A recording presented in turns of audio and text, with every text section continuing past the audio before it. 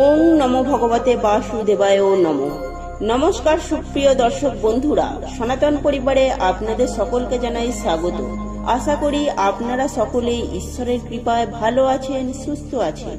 আজ আপনাদের সামনে একটি অত্যন্ত গুরুত্বপূর্ণ বিষয় নিয়ে আলোচনা করব, যা আপনাদের জানার অত্যন্ত প্রয়োজন।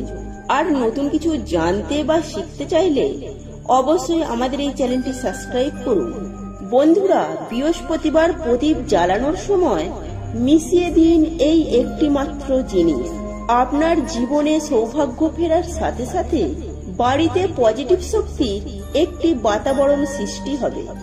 বন্ধুরা, বৃহস্পতিবার সন্ধ্যাবেলায় যদি প্রদীপ জ্বালানোর সময় বিবাহিত মহিলারা বা মায়েরা, বোনেরা, দিদিরা যদি এই জিনিসটি মিশিয়ে দিতে পারেন, তাহলে আপনার পরিবারে যেমন মঙ্গল হবে, ঠিক তেমনই আর্থিক উন্নতি, সৌভাগ্য বৃদ্ধি পাবে। এই সম্পর্কে আজ আমি আপনাদেরকে জানিয়ে দেব। বন্ধুরা, তার আগে এই সম্পর্কে বিস্তারিত জানতে ভিডিওটি স্কিপ না করে মনোযোগ সহকারে শেষ পর্যন্ত দেখতে থাকুন। আর ভিডিওটি দেখে পুনরূপ উপকৃত হলে অবশ্যই একটি লাইক করবেন এবং আপনজনদের সাথে শেয়ার করবেন, যাতে ওনারাও দেখে উপকৃত হন। আর যারা সনাতন পরিবারে নতুন হয়ে আছেন, তারা অবশ্যই আমাদের এই চ্যানেলটি সাবস্ক্রাইব করুন। আরেকটি কথা মাথায় রাখবেন, আপনার একটি শেয়ার অনেক মানুষের উপকৃত করতে পারে। তাহলে চলুন বন্ধুরা, আর সময় নষ্ট না করে ভিডিওর মূল পর্বে প্রবেশ করা যাক। প্রথমেই একটি বিষয় আপনাদেরকে জানিয়ে রাখি, আমরা প্রত্যেকেই কিন্তু বাড়িতে সন্ধ্যাবেলায় প্রদীপ জ্বালাই।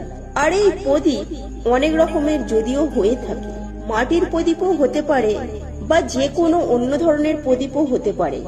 আপনি যে রকমই প্রদীপ জ্বালান না কেন, আপনি যদি ওই প্রদীপের মধ্যে সামান্য একটি জিনিস মিশিয়ে দিতে পারেন, তাহলে আপনি অনেকখানি উপকৃত হবেন। এবং একই সঙ্গে আমি আপনাদের উদ্দেশ্যে যে জিনিসটি মিশিয়ে দেওয়ার কথা বলবো, সেই জিনিসটি মা লক্ষ্মীর এতটাই অত্যন্ত প্রিয়, এবং এই জিনিসের যে গন্ধ আমাদের বাতাসে ছড়িয়ে পড়লে যেমন একটি পজিটিভ শক্তির বাতাস বয়, ঠিক তেমনি আপনার গৃহস্থের অন্দরে যেরকম নেগেটিভ শক্তি রয়েছে বা বিভিন্ন জীবাণু রয়েছে, তা বিনাশ হবে। তাই প্রিয় দর্শক বন্ধুরা, আপনাদের প্রত্যেককেই জানাবো, প্রদীপ জ্বালানোর সময় এই জিনিসটি আপনারা তার মধ্যে দিয়ে দিন। এবার প্রশ্ন হলো, আপনারা এই প্রদীপ কখন জ্বালবেন? বন্ধুরা, বিশেষত সকালবেলা তো আপনারা প্রদীপ জ্বালাতেই পারেন, কিন্তু জানাবো বন্ধুরা, বৃহস্পতিবার সন্ধ্যাবেলায় অবশ্যই মা লক্ষ্মীর পুজো আরাধনার সময় অবশ্যই জ্বালাবেন। কিন্তু আপনাকে 3টি প্রদীপ অবশ্যই জ্বালাতে হবে। আর 3টি প্রদীপ 3টি জায়গার জন্য। একটি হলো ঠাকুর ঘর বা মা লক্ষ্মীর সামনে, আরেকটি হলো তুলসী মঞ্চের সামনে, এবং অপরটি হলো ঈশান কোণে। যদি আপনার বাড়িতে ঈশান কোণে যদি তুলসী গাছ থাকে, তাহলে আরেকটি প্রদীপ আপনার সদর দরজায় অর্থাৎ মেন গেটে জ্বালিয়ে দেবেন। হ্যাঁ বন্ধুরা, আপনি যদি এই 3টি প্রদীপ বৃহস্পতিবার সন্ধ্যাবেলায় জ্বালাতে পারেন, তাহলে আপনি অনেকখানি উপকৃত হবেন। আর আমি আপনাদের উদ্দেশ্যে যে জিনিসটি মেশানোর কথা বলবো, সেটি হলো কর্পূর। হ্যাঁ বন্ধুরা, আপনারা ঠিকই শুনেছেন, এই কর্পূর সহযোগে প্রদীপ জ্বালালে বলা হয়ে থাকে আমরা অনেকখানি উপকৃত হই। আমাদের যে মা লক্ষ্মী, তা অত্যন্ত প্রসন্ন হয় এবং সন্তুষ্ট হন। এই প্রসঙ্গে আরো বেশ কয়েকটি কথা বলবো, সেগুলি যদি আপনারা করতে পারেন, খুবই সন্তুষ্ট হবেন মা লক্ষ্মী। প্রিয় দর্শক বন্ধুরা, আপনারা প্রত্যেকেই জানেন বৃহস্পতিবার হলো বৃহস্পতি গ্রহের বার। আর এই বৃহস্পতি গ্রহ হলো সমস্ত গ্রহের গুরু। আর এই বৃহস্পতি গ্রহের ওপর আমাদের সুখ, শান্তি, সমৃদ্ধি, আর্থিক উন্নতি বা ধরুন বিবাহ, প্রেম, এই সমস্ত প্রকার জিনিস কিন্তু এই বৃহস্পতি গ্রহের ওপর নির্ভর করে। এবং আমাদের জন্মকুণ্ডলিতে কোন গ্রহ কোন অবস্থানে থাকবে, তা কিন্তু বৃহস্পতি গ্রহই ঠিক করে দেয়। আর এই বৃহস্পতি গ্রহ যার জীবনে স্ট্রং, অর্থাৎ যার জীবনে ভালো অবস্থায় রয়েছে, তার জীবনে কখনো দুঃখ কষ্ট বা অর্থের অভাব হয় না। তাই জানাবো বন্ধুরা, বেশ কয়েকটি কাজের কথা বলবো, যা আপনারা যদি করেন পোকরাজ রত্ন বা পোকরাজ পাথর ধারণ করার মতো আপনারা সুফল লাভ করবেন।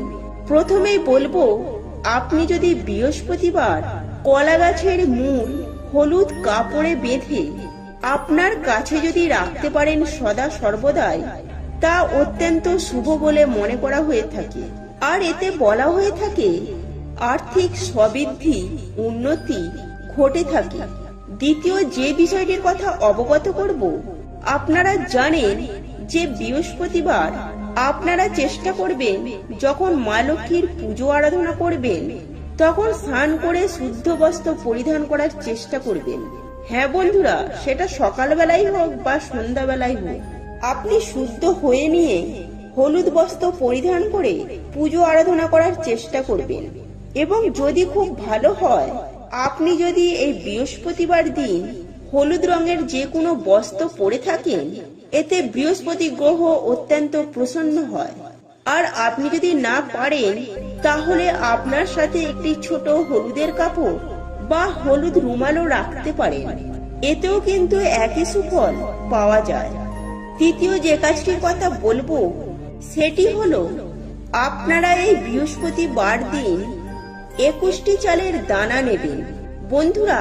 আর এই 21টি চালের দানা নিয়ে আপনারা কি করবেন, আপনারা একটি থালায় জল নিয়ে আপনারা হলুদ মিশ্রিত জলে চালটিকে দিয়ে দেবেন এবং সেই চালগুলোকে জল থেকে তুলে নিয়ে আপনারা একটি হলুদ কাপড়ে মুড়ে আপনার ব্যবসা বাণিজ্য বা আপনার ক্যাশ বাক্সে বা আপনার বাড়িতে লকারে সেখানে রাখবেন। আর এই কাজটি করতে কখনোই ভুলবেন না বন্ধুরা। এই বৃহস্পতিবার দিন যদি সামান্য সামান্য কাজগুলি করতে পারেন, তাহলে আপনার জীবনে যেমন আর্থিক উন্নতি হবে, ঠিক তেমনি বৃহস্পতি গ্রহ অত্যন্ত স্ট্রং হবে, যার ফলে আপনার সুখ শান্তি যেমন বজায় থাকবে, আর্থিক উন্নতি বৃদ্ধি পাবে, ঠিক তেমনি বিবাহ, প্রেম এবং দাম্পত্য জীবনও সুখের হবে। এই বিষয়গুলি আপনারা প্রত্যেকেই চেষ্টা করবেন।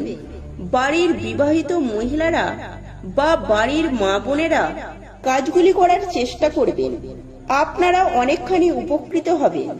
আর বন্ধুরা, প্রথমেই বললাম প্রদীপ জ্বালানোর বিষয়টি। এই প্রদীপ কিন্তু বৃহস্পতিবার দিন আপনারা অবশ্যই জ্বালাবেন। এবং যাদের জীবনে শনির 7.5 দশা চলছে, তারা সর্ষের তেলের প্রদীপ জ্বালানোর চেষ্টা করবেন। আর যাদের জীবনে শনির 7.5 দশা কেটে গেছে, তারা পারলে গাওয়া ঘিয়ের প্রদীপ জ্বালাবেন, নইলে সাদা তেলের প্রদীপ জ্বালাবেন।